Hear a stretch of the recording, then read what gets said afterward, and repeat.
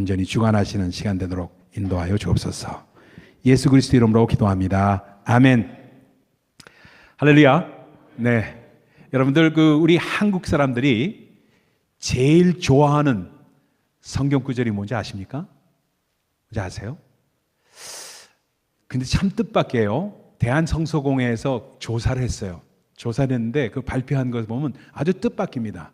잠언 말씀이 제일 가장 좋아하는 성기로 나타났어요. 그래서 잠언 16장 9절의 말씀, 여러분 잘 아시는 말씀이에요. 사람이 마음으로 계획할지라도, 자기의 길을 계획할지라도 그의 걸음을 인도하시는 일은 여호와라. 그거를 제일 좋아한답니다. 잠언 16장 9절의 말씀이에요. 그리고 두 번째는 뭐냐면 빌립보서의 말씀이에요. 우리가 잘 아는 말씀, 아무것도 염려하지 말고 다만 모든 일에 기도와 간구로 너희 구할 것을 감사함으로 아뢰라. 좋아하는 말씀이죠. 그렇죠? 세 번째 3위는 뭐냐면 이르시되 기도 외에는 다른 것으로는 이런 종류가 나갈 수 없다는 그런 터프한 말씀이 3위예요. 뜻밖이죠. 네. 그 다음에 4위는 뭐냐 하면요, 이사야서 40장의 말씀이에요. 오직 여호와를 앙망하는 자는 새 힘을 얻으리니, 그 말씀이 4위로 등장을 하고 있습니다. 그 다음에 5위는 가장 짧은 말씀 뭐예요? 항상 기뻐하라. 항상 기뻐하라. Rejoice always. 이게 제일 좋아하는 말씀으로 등장을 하고 있습니다. 근데 미국 사람들은 좀 달라요. 한국 분들은 좀 이렇게 자기의 평강, 자기의 기쁨 이걸 했는데 미국 사람들은 요한복음을 참 좋아했습니다. 그래서 요한복음 3장 16절이 넘버원이에요. 미국 조사에 의하면. 그래서 우리가 잘 아는 말씀이죠. 하나님이 세상을 이처럼 사랑하사 동생자를 주셨으니 이는 저를 믿는 자마다 멸망치 않고 영생을 얻게 하려 하심이라. 이 말씀이 우리도 한국에도 1위일 것 같은데 미국 사람한테만 1위예요. 그 다음에 2위가 뭐냐면 요한복음 1장 1절. 요한복음 1장 1절이 2위입니다. 태초에 하나님이 계시니라. 하나님은 하나님과 함께 계시고 그리고 그 말씀은 하나님이신다. 그 요한복음 1장 1절의 말씀이 2위예요. 3위는 또 뭐냐면 요한복음이에요. 또 14장 6절의 말씀입니다. 내가 길이요 곧 길이요 진리요 생명이니 나로 말미암지 않고는 하나님께로 올 자가 없느니라. 이 말씀이 3위예요. 그러니까 참 그 성향이 조금 취향이 다를 수는 있지만 그러나 좋아하는 성기는 이렇게 많이 우리에게 등장하고 있습니다. 그러면 제가 질문을 드리죠. 여러분은 어떤 말씀 좋아하십니까? 여러분이 가장 좋아하는 말씀이 어떤 거예요? 평소에 생각을 안 해보시면 안 돼요. 네, 시편 23편. 네, 시편 23편 참 좋아하죠. 내가 좋아하는 말이 뭔지를, 말씀이 뭔지를 꼭 알고, 그리고 그걸 하나하나 정리해 두면서 찬송가는 뭘 좋아하고, 말씀은 뭘 좋아하고, 또 이럴 때는 이런 말씀이 좋고, 저럴 때는 저런 말씀이 좋고, 이거를 정리할 수 있어야지 하나님의 말씀과 더욱 가까워집니다. 그냥 아무 생각 없이 그냥 다 하나님의 말씀 다 좋죠. 그거는요, 책임 회피입니다. 여러분 꼭 기억을 하셔야 됩니다. 그래서 우리에게 우리 하나님께서 뭐라고 말씀하세요? 내가 너의 하나님이라고 말씀하시는 하나님. 내가 너를 굳세게 하리라. 참으로 너를 도와주리라. 보통 말씀이 아니에요. 참으로 너를 도와주리라. 참으로 나의 오른손으로 너를 붙들리라 하고 말씀하시는 우리 하나님.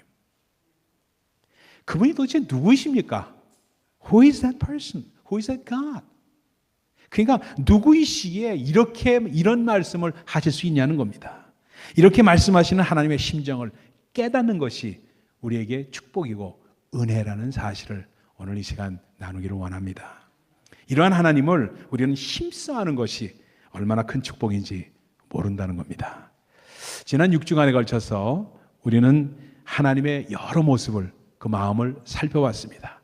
오늘은 성령 강림주일이에요. 그래서 성령 강림주일에 성령에 대한 말씀을 나눌까 하다가 이 말씀 그대로 stick to this 말씀입니다. 그래가지고 우리의 짐을 지시고 맡으시기를 원하시는 하나님의 심정을 살펴보면서 성령의 조명으로부터 하나님을 힘써하는 이 시간 되기를 원합니다. 우리가 말입니다, 이 시대를 살아가면서 우리가 공통적으로 절실하게 원하는 것이 있습니다. 뭔지 아세요? 평안한 삶입니다. 누구나 할 것 없어요. 평안한 삶을 우리는 원합니다. 물론 굵고 짧게 살더라도 부와 명예를 원하는 사람도 있습니다. 그런 경우도 있죠. 근데 시간이 흐르면 흐를수록 세상적인 추구가 부질없다는 사실을 하나하나 깨달아지면서 이 세상 사는 동안 우리가 바라는 것이 평탄한 길 주옵소서. 내일 일은 난 몰라요. 하루하루 살아요. 처음에는 좀 궁상맞다고 생각했는데요. 얼마나 그게 우리의 마음에 맞는지 몰라요. 평탄한 길 달라는 그 말씀이, 그 찬양이 얼마나 기가 막힌지 몰라요. 왜? 우리가 형통의 복을 간구하기 때문에 그렇습니다. 그것은 왜 그렇습니까? 그것은 우리가 살아가는 이 세상에는 환난과 풍파, 고통이 그치지를 않기 때문입니다. 근데 말입니다. 그 원인이 뭘까? 성경은 단호하게 잘라서 말을 합니다. 인간이 범죄한 후부터 우리 인간은 수고하며 살 수 밖에 없기 때문이라고 성경은 말하고 있습니다. 수고라는 단어는 창세기 처음으로부터 등장을 합니다. 범죄한 이후에 하와에게는, 여자에게는 내가 수고하고 자식을 낳을 것이라고 말합니다. 그리고 남자들에게는 너는 종신토록 수고하여야 그 소산을 먹으리라고 말씀을 합니다. 그러니까 범죄의 결과로 우리는 뭘 잃었냐면 안식을 잃은 거예요. rest, 쉼을 잃은 겁니다. 그래서 수고가 우리에게 운명처럼 우리에게 찾아온 것이고, 이 수고를 벗어날 길이 우리에게 없어져 버리고 말았다는 겁니다. 수고가 뭡니까? 영어로는 수고를 labor라고 합니다. labor. 우리의 삶이 노력을 하고 수고를 해야 하는 삶이 된 것이에요. 그래서 예수님은 우리 인생을 뭐라고 우리 정의를 내리냐면은 수고하고 무거운 짐을 진 자라고 이렇게 정의를 내립니다. 수고하고 무거운 짐진 자들에게 우리에게 알려주는 알베르 까뮈의 작품이 있습니다. 여러분 알베르 까뮈라고 들어보셨을 겁니다. 시지프스의 신화를 모티브로 해서 쓴 작품입니다. 큰 돌을 가파른 언덕 위로 가까스로 밀어 올립니다. 우리 인생이 가파른 돌로 그 가파른 언덕 위로 돌을 막 끌어올리는 거와 똑같다는 거예요. 근데 언덕으로 다 올라가면은 앞불싸 돌이 굴러내리는 거예요, 다시. 그럼 다시 밑에 내려가서 다시 올리고 또 굴러내려가고 다시 올리고 하는 것이 시집스의 신화인데, 그걸 중심으로 해서 시집스의 신화라고 해서 동명의 작품을 알베르 까뮈가 소개한 게 있어요. 우리 인생을 그리고 있습니다. 시편 기자는 또 이렇게 말합니다. 우리의 연수가 70이요 강건하면 80이라도 그 연수의 자랑은 수고요 슬픔이요 신속기간이 우리가 날아가나이다 하고 고백을 합니다. 또 인생의 영화를 누릴 만큼 누렸던, 그만큼 luxurious life, 그만큼 화려한 인생을 살아온 사람이 없어요. 솔로몬 왕입니다. 근데 그가 전도서 2장에 뭐라고 말합니까? 사람이 평생에 근심하며 수고하는 것이 슬픔뿐이라. 그 마음이 밤에도 쉬지 못하나니 이것이 헛되도다 하고 말하잖아요. 수고는 우리에게 늘 스트레스로 다가옵니다. 그리고 그것이 만병의 원인이라고까지 의사들은 말하고 있습니다. 그러니까 이 세상에 누구도 그 어떤 약도 이러한 수고를 대신할 수 없기 때문에 우리 주님의 초청은 엄청나고 파격적인 초청입니다. 수고하고 무거운 짐진 자들아 다 내게로 오라. 이게 보통 말씀이 아니에요. 우리 가운데 수고하고 무거운 짐진 자들이 오늘 우리 가운데 있습니다. 저도 수고하고 무거운 짐을 지었어요. 열심히 설교 준비하는 것도 정말 수고하고 무거운 짐을 지는 거예요. 그렇죠? 그래서 주님 앞에 나와서 쉽니다. 그죠? 매사에 여러분 가운데, 우리 가운데 혹시나 매사가 피곤하게만 느껴지는 사람은 없습니까? 모든 게 다 귀찮고 피곤해. 나 왜 이렇게 피곤한지 모르겠어 하는 분 계십니까? You have to really try this. You have to really try this. 주님 앞에 나오십시오. 우리 주님의 초청입니다. 쉼을 주시겠다는 것입니다. 파격적이에요. 보통 초청이 아닙니다. 그러면 도대체 우리가 어떠한 수고를 하기 때문에 이 수고를 떨쳐버릴 수가 없는가? 그 수고의 내용에 대해서 성경은 말씀하고 있습니다. 첫 번째는요, 죄의 짐이 우리를 짓누르고 있습니다. 그래서 수고를 하는 거예요. 우리 인생의 짐에 있어서 가장 우선하는 것이 바로 죄의 짐입니다. 원죄와 성품죄와 자범죄입니다. 근데 안타까운 게 있어요. 안타까운 게 뭐냐면요, 우리가 이해하는 죄의 개념과 하나님이 이해하는 죄의 개념이 다르다는 거예요. 우리가 이해하는 죄의 개념은 내가 죄를 범하지 않으면은 범하면 죄인이 된다는 것, 거기에 초점이 맞춰져 있어요. 그러니까 내가 죄를 범해야 나는 죄인이다. 내가 신호 위반을 해서 걸리지만 않으면은 그거는 난 죄인 아니야 하는 생각이 우리 가운데 있습니다. 그렇죠? 그렇기 때문에 죄를 범하지 않은 내가 죄인이라고 성경에서 말하는 것이 인정하기가 어렵다는 사실이에요. 왜? 우리의 컨셉, perception, 우리의 이해도에서는 내가 죄를 범해야만 내가 죄인이기 때문에 그렇습니다. 근데 성경은 하나님의 관점에서는 우리가 죄인으로 태어났기 때문에 죄질 생각을 하게 돼 있고, 사람들은 모르지만 내 마음 가운데 죄질 생각이 있고, 이것이 누구일지라도 환경과 상황에 맞춰지면은 아무리 선한 사람이라고 겉으로 보일지라도 상황과 환경에 맞춰지면은 마침내 범죄함으로 나타날 수 있다는 것을 성경은 지적하고 있는 겁니다. 여러분 생각해 보십시다. 며칠 전에 휴스턴에서 총기 사고가 나서 10명이 죽었죠. 총기 사고를 일으킨 사람 17살짜리 애예요. 누가 17살짜리 애가 끔찍하게 총기로 10명을 살해하고 이런 일을 벌일 수 있다고 누가 상상이라도 하겠습니까? 남의 일이에요. 조승희는 어떻습니까? 벌써 10여 년 전 일이죠. 조승희는 우리의 2세였어요. 어땠습니까? 거기서 총기를 난사해서 얼마나 많은 사람이 죽었어요. 설마 이런 일이 일어났으리라고, 그 착한 애가 이런 일을 벌이라고 누가 생각을 했어요? 그래서 공자는 뭐라고 말하는지 아십니까? 이에 대해서 획죄어천이면 무소도야. 아주 제가 한자 말을 쓰니까 너무 무섭게 생각하지 마시고요. 무슨 말이냐면 하늘의 죄를 범하면 사함받을 길이 없다고 공자는 얘기합니다. 석가모니 뭐라고 얘기하냐면 전생에 죄를 지으면 이생에, 전생이니까 이생은 지금입니다. 이생에 그 죄의 업보, 죄값을 치른다. 이생에 지금 죄를 지으면은 내생에 죄의 업보를 치른다 하고 석가모니는 이야기합니다. 그렇지만 우리 주님은 달라요. 그렇지 않습니다. 우리 주님은 어떤 죄일지라도 우리가 주님께 나와서 자백하고 회개하면은 이러한 죄짐이 해결된다고 확증하고 말씀하고 계십니다. 실제로 말입니다. 잘 생각해 보세요. 예수님 당시에 복음을 쉽게 받아들였던 사람들이 누구였는가? 전부 자기가 죄인임을 쉽게 인정할 수 있는 사람들이 복음을 받아들였어요. 자기가 죄인임을 쉽게 인정하지 못하는 사람은 오히려 복음을 받아들이지 못했습니다. 지금도 마찬가지예요. 죄가 많은 곳에 은혜가 많이 역사한다고 표현하는 이유가 뭐 때문입니까? 죄임을 쉽게 인정하는 사람들에게 바로 복음이 역사하고 은혜가 역사한다는 뜻입니다. 여러분, 저는 얼마 전에 한번 소개했죠. 저는 참 잊을 수가 없어요. 전 특별히 하나님께서 저를 축복을 하셨는지 그런 체험을 많이 했어요.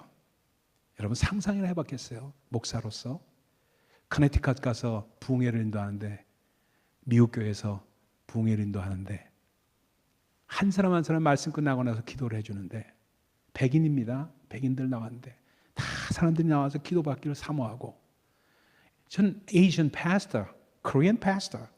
근데 그 나와서 한 자매가 제 앞에 나왔는데 뭐라고 얘기했습니까? 난 잊을 수가 없어요. 몸이 떨리고 살이 떨려서. Pastor, 작은 소리로 I'm a prostitute. 자기가 장렬해요. 그런 고백을 하면서 Can I be forgiven? 내가 지금 용서받을 수 있나요? 목사인 저한테, 그것도 담임 목사도 아니고 에이전 패스터인 저한테 와서 그런 고백을 하면서 기도받기를 소원했던 그 자매, 평생을 잊을 수가 없어요. 그래서 Sure, you can be forgiven. 하면서 대답을 했습니다. 커네티컷에서 있던 일이에요. 그래서 안수를 했습니다. 제 눈에서 눈물이 막 쏟아져요. 이런 엄청난 고백을 할 수 있다는 것이 이게 얼마나 갈망했으면 이런 고백을 에이전 패스터한테 과연 했을 수 있을까? 그래서 안수를 했습니다. 하나님, 이 자매가 주님 앞에 나와서 자기의 실상을 고백하고 지금 주님의 용서를 구합니다. 하면서 안수를 했어요. 안수하는데 자매가 꽈냥 하고 넘어졌습니다. 그리고 1시간을 일어날지 모르면서 거기서 통곡하면서 주 안에서 해결되는 그 죄짐이 해결되고 자유롭게 해방되는 것을 저는 목격을 했어요. 여러분, 정말로 우리 인생이 서글픈 인생이 참 많다는 사실을 저는 알았어요. 죄가 많은 곳에 은혜가 역사한다는 사실 저는 다시 한번 압니다. 우리 주님도 그래서 말씀하십니다. 뭐라고 말씀하세요? 내가 의인을 부르러 오지 않았다. 나는 죄인을 부르러 왔다고 말씀합니다. 두 번째입니다. 어떤 죄짐입니까? 어떤 짐을 지고 있어요? 질병이라는 짐이 우리를 짓누르고 있습니다.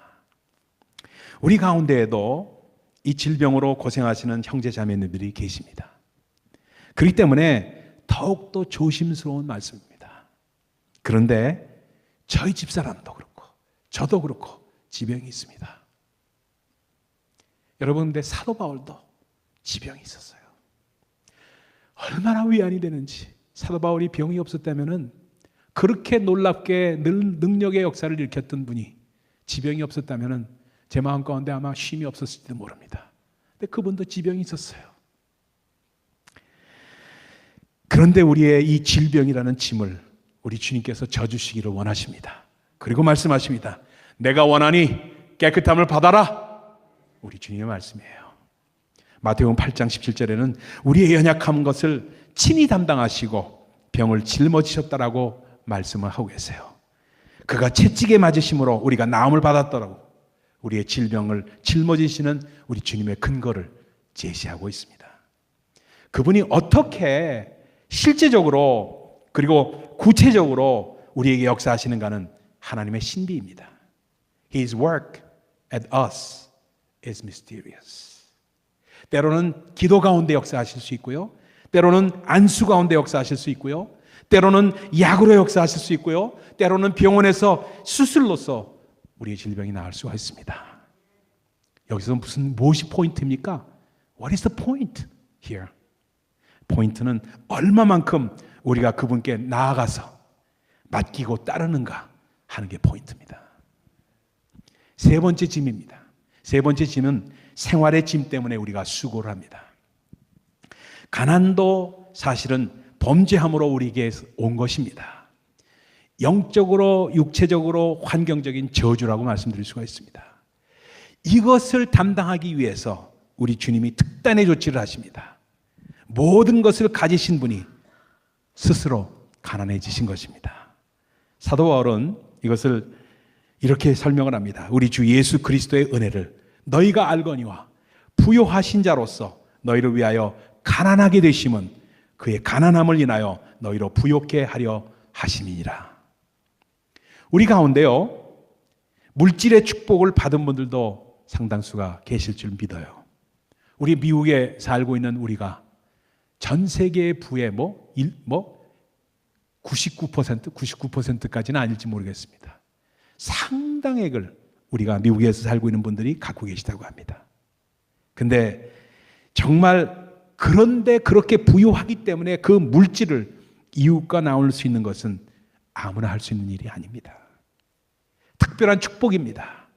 나누는 만큼 스스로 가난해지는 것이기 때문에 뭐냐면 예수님의 모습이 우리 가운데 그대로 재현되는 것이기 때문에 더욱더 큰 축복이 온다는 거예요.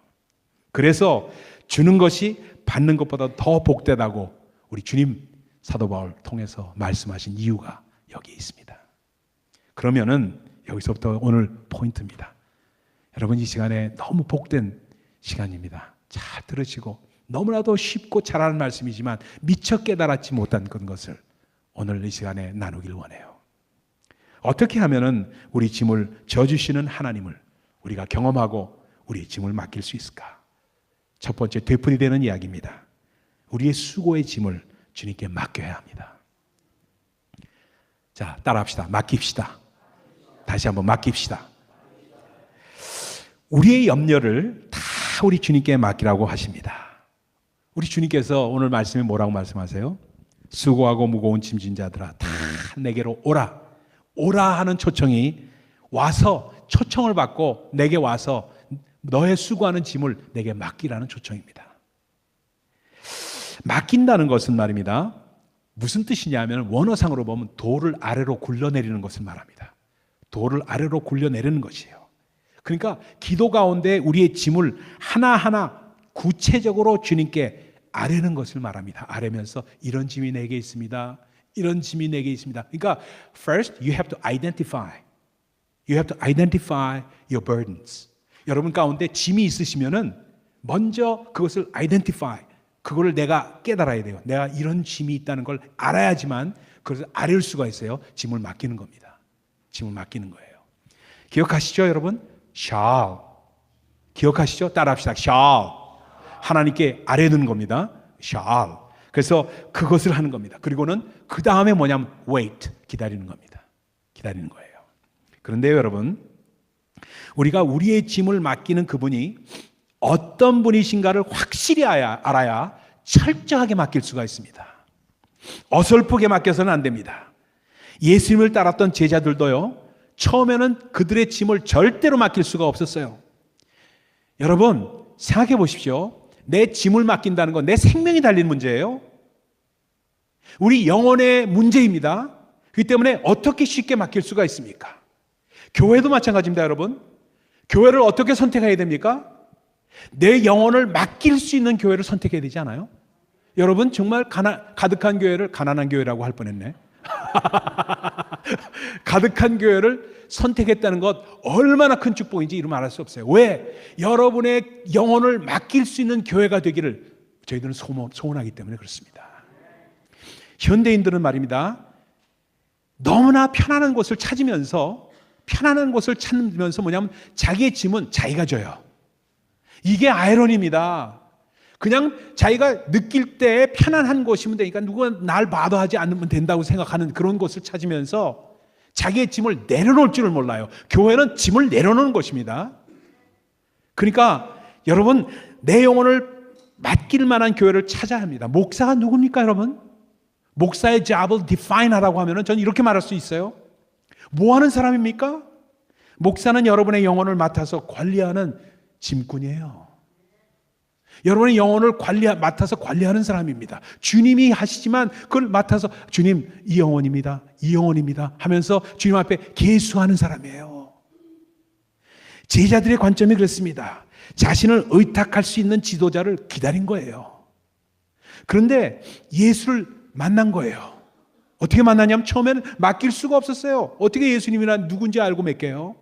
근데 점점 그분을 the more they know about him, the more they can easily put down their burden. 이렇게 된 거예요. 그러니까 예수님에 대해서 점점 알아갈수록 정말로 그분께 맡길 수 있는 삶을 살아가기 시작한 거예요. 도대체 그분이 어떤 분이시길래 그렇습니까? 예를 한번 들어볼까요? 빌립이요, 주님을 처음 만났습니다. 처음 만나가지고 보니까 기가 막혀. 그래가지고 베스트 프렌드, 베프라고 그래요. 베스트 프렌드가 누구예요? 나다나엘이었어요. 쫓아갑니다. 나다나엘을 찾아가서 예수에 대해서 말합니다. 소위 전도를 한 거예요. 모세가 율법에 기록하였고 여러 선지자가 기록한 그 일을 우리가 만났다. 요셉의 아들 나사렛 예수라 하고 소개를 합니다. 그 말을 듣고 나다나엘이 시큰둥하게 반응합니다. 나사렛? 나자렛? 나사렛에서 무슨 선한 것이 날 수 있느냐? 이런 반응을 보인 나다나엘을 보자 예수님께서 말씀합니다. 이는 참 이스라엘이다. 그 속에 간사한 것이 없구나 하고 말합니다. 무슨 말이에요? 나다나엘은 기면 기고 아니면 아니다는 사람이에요. 예스면 예스고 노면 노예요. 중간이 없어요. 그러니까 가식이 없었던 거예요. No fake, no makeup. 그대로 있는 그대로 받아들이고 있는 그대로 yes or no, 이걸 명확한 사람이 나다나엘이었습니다. 빌립이 그 말씀을 듣고 의아해서 물었습니다. 저를 아십니까? Do you know me? 저를 아십니까? 하고 얘기하니까 빌립이 너를 부르기 전에 내가 무화과 나무의 아래에 있는 것을 보았노라 하고 말씀하십니다. 이게 또 엉뚱하게 무슨 말씀인가? 그 당시 이 편은 이런 말입니다. 내가 메시아 너의 지도자를 고대하면서 기다리는 것을 그 당시의 사람들은 무화과 나무에 앉아 있으면서 묵상하는 것으로 표현을 했습니다. 자기 마음을 표현한 거예요. 그리고 그는 그 말씀을 듣고 나다나엘이 경악하면서 고백을 합니다. 당신은 하나님의 아들이시여 이스라엘의 임금이로소이다. 여러분, 이 말은 뭐예요? 나보다 더 잘 알고 계시는 하나님을 만날 때 그 앞에 무릎을 꿇지 않을 수가 없어요. 이게 맡기는 겁니다. 이것을 우리는 그래서 God moment라고 말합니다. God moment. 나다나엘은요, 자신을 너무나도 잘 아시는 주님을 바라보면서 경외감을 느끼자 당신은 하나님의 아들이라고 고백할 수밖에 없었던 것입니다. 그리고 자신의 모든 짐을 우리 주님 앞에 맡겨드립니다. 수가성 여인, 여러분 잘 아시죠? 요한복음에 나오는 수가성 여인도 마찬가지였습니다. 어떤 유대인 청년이 와가지고 한 30대 중반의 청년이 갑자기 와가지고 물 달라고 자기한테 얘기하니까 아니 왜 이방인한테 말하니까 이게 이상하다 싶어가지고 이러는데 그러더니 물을 주니까 그 다음에 뭐라고 그러냐면 내가 너에게 주는 물을 네가 마시면 영원토록 목마르지 않다 하고 얘기하는 거예요. 이게 무슨 소리야? 반신반의하면서 주님과 말다툼을 벌이기 시작합니다. 이 말하면 저 말하고 저 말하면 이 말하고. 그러니까 그 여인에게 우리 주님이 단도직입적으로 요즘 말로 하면 돌직구를 날린 거예요. 돌직구. 요즘 말이죠. 돌직구를 날립니다. 네 남편이 여럿이고 지금 사는 남편도 내 남편이 아니라. 아이고 이거 뭐 놀라운 얘기죠. 자기 자신을 너무너무 그냥 콱 찌르는 말을 그냥 가슴 콱 후비법하는 말을 한 겁니다. 수가성 여인은 주님의 그 지적에 무릎을 꿇지 않을 수가 없었어요. 나보다 더 잘 알고 계신 하나님을 만나게 되면은 그분 앞에 모든 것을 내려놓고 맡길 수밖에 없다는 거예요.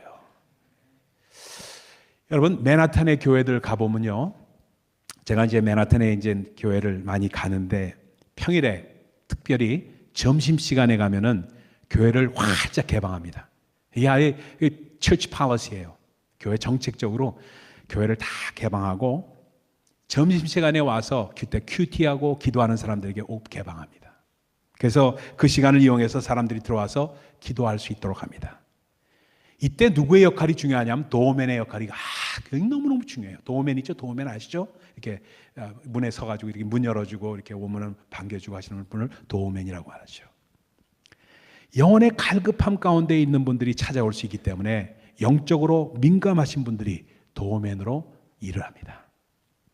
제가 잘 아는 미국 교회의 어떤 미국 형제가 은퇴한 후에 이 사람이 발런티어로 도어맨으로 자원을 했어요.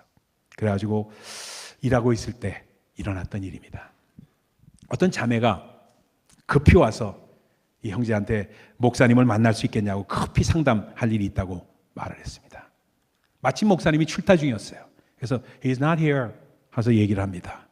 자매님이 그냥 참 실망을 했어요. 목사님이 안 계시다니까 자기가 급히 상담을 하길 원하고 기도받기를 원했는데 안 계시니까 답답해서 돌아가려고 했습니다. 그때 도우맨이었던 이 형제가 자매를에게 말합니다.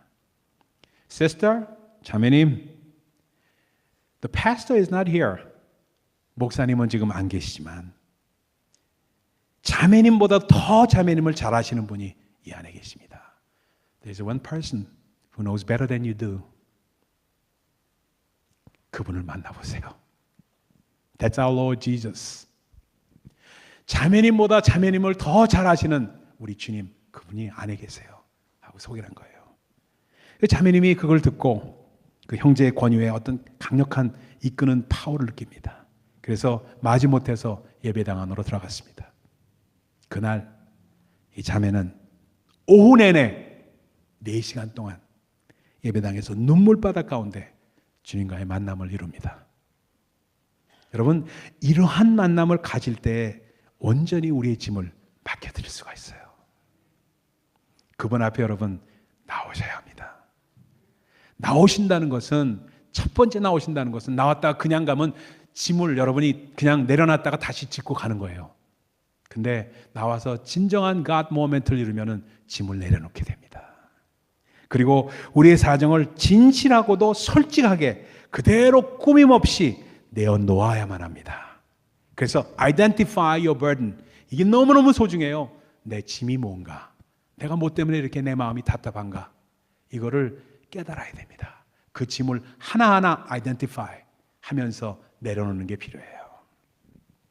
그때 여러분 정말 한국의 목욕탕에 있는 표하고 똑같습니다. 여러분 귀중품은 주인께 맡기십시오. 맡기지 않은 물건은 책임지지 않습니다.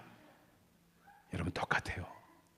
영혼이 담기지 않은 대화, 영혼이 담기지 않은 기도는 아무 소용이 없어요. 맡김에도 영혼이 담겨야만 합니다. 두 번째입니다. 주님의 멍에를 메고 배워야 합니다. 여러분 멍에가 뭐예요? 멍에. 옛날에 나왔던 대중가요 멍에라는 노래만 탁 생각나지? 멍에 하면 멍에가 뭔가 생각이 안 나요. 멍에라는 노래를 좋아했던 분들이 워낙 옛날에 많았던 걸로 제가 알아요. 그러니까 옛날 올타이머들이 멍에라는 노래 기억하시는 분들이 계실지 모르겠어요. 멍에는 뭐냐면요, 목에다 매는, 이런 나무로 이렇게 매는 그런 요크라고 표현하는데 그런 걸 멍에라고 합니다. 근데 우리 주님께서 나의 멍에를 메고 내게 배우라 하는데 이 멍에의 비밀이 있습니다. 주님의 멍에가 도대체 뭡니까? 주님께서 멍에를 말씀하실 때 그분은 당시 사람들이 쉽게 이해할 수 있도록 말씀하신 겁니다.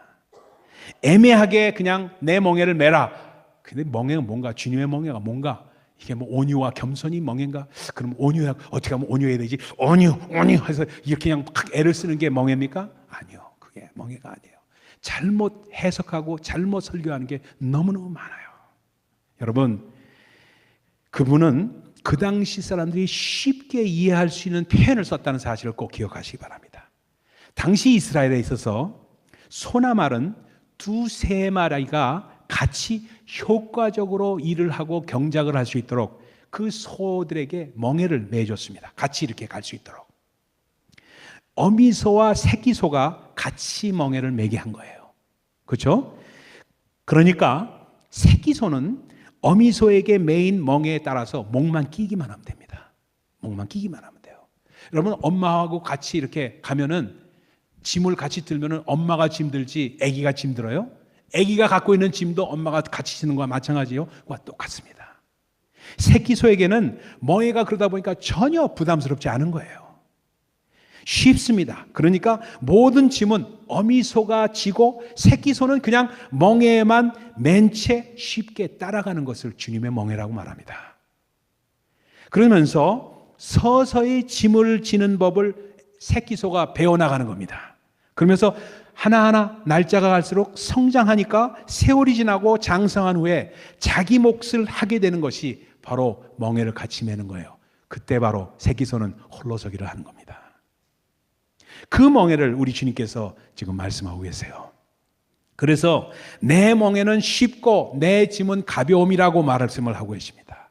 그 멍에를 주님과 같이 질 때 내 모든 짐이 주님의 짐의 몫이 된다는 겁니다. 주님의 몫이 되는 거예요.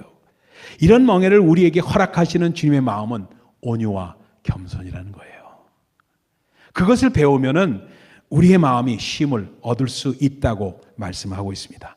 근데 자, 여기서부터입니다. 여러분 절 보세요. 절 보세요. 이게 어떻게 도대체 가능합니까? 어떻게 우리 삶 가운데 가능합니까? 일단 우리의 수고와 염려를 주님께 내려놓으시고 맡기시고 그 다음에 매일매일의 삶 가운데 주님과 동행하는 겁니다. 그러면 또 이렇게 말해요. 눈에 보이지 않는 멍에는 주님께는 어려운 것이지만 우리에게는 쉬운 것이기 때문에 주님과 멍에를 같이 하겠다는 결단이 우리에게 있어야 됩니다. 근데 주님과 동행한다고 하니까 주님과의 동행 자체가 어렵게 느껴집니다. 그렇게 느껴질 수 있어요. 근데 그렇지 않습니다. 주님과의 동행이 어떻게 가능합니까? 우리가 주님과의 눈높이에 맞추는 것인가요? 그렇게 생각하니까 어렵게 느껴집니다. No, 그렇지 않아요. 주님이 우리의 눈높이에 맞추시는 겁니다. 그러니까 우리가 가지고 가장 잘할 수 있는 것을 통해서 주님과 만나는 겁니다. 우리를 바라보시는 주님, 기쁨을 이기지 못하시면서 우리를 바라보시는 주님을 머릿속에 그리는 겁니다. 그러면서 내가 찬양을 좋아하시면은 찬양을 이제부터 많이 들으십시오. 그리고 찬양을 따라 부르십시오. 이건 쉽잖아요. 그렇죠? 책 읽는 것을 좋아하시는 분들이 아마 우리 가운데 있을지 모릅니다. 그러면 신앙 간증 서적 같은 걸 읽으시고 그런 책을 구해서 읽도록 하십시오. 우리 가운데 글 쓰는 걸 좋아하시는 분 계십니까? 쉽게 생각하시는 분 계십니까?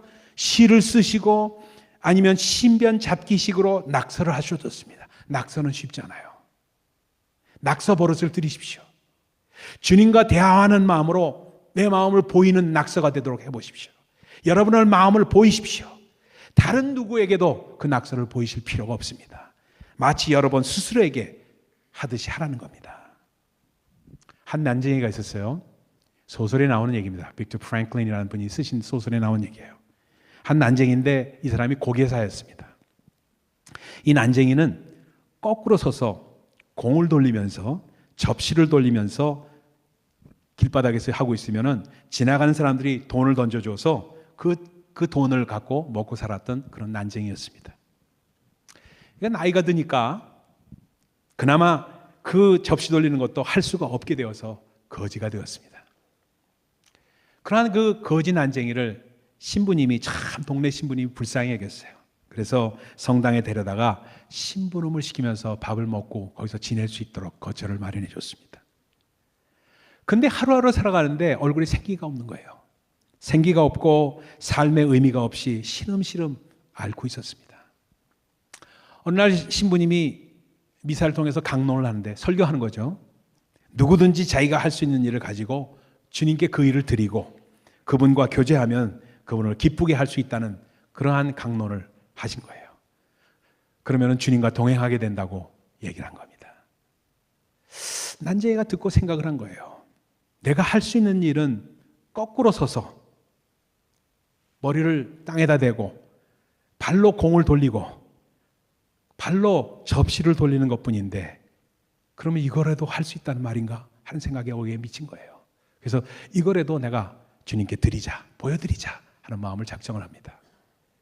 뭔가 할 것을 딱 결정하니까 갑자기 없던 힘이 생기고 생기가 솟기 시작합니다.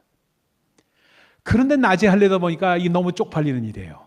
길바닥에서 돈 벌기 하기 위해서 하던 거를 성당에서 하려니까 이게 얼마나 쪽이 팔려요. 창피해서 다른 사람들이 일어나지 않는 새벽에 가서 하자고 마음의 결정을 내립니다.